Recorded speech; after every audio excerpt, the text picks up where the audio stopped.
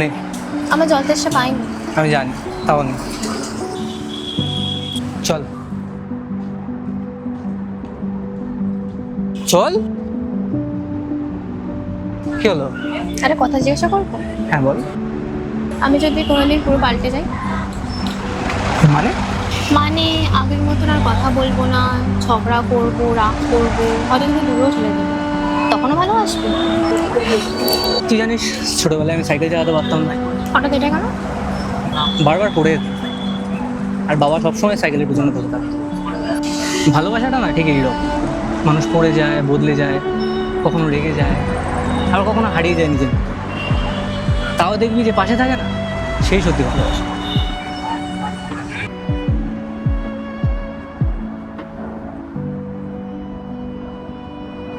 তো সবাই তো থাকে না। আমি সবাই না।